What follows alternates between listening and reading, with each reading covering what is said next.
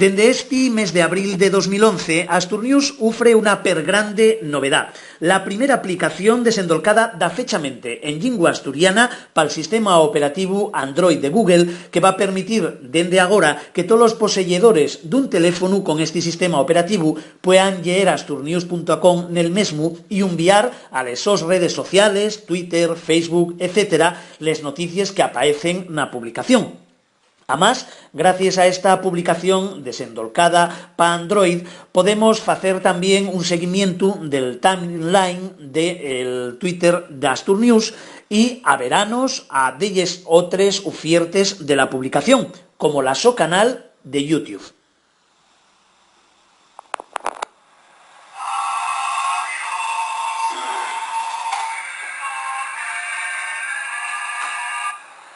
Además, también se puede, desde la aplicación, conectar directamente con la página web de asturnews.com para llevarlo a la forma tradicional.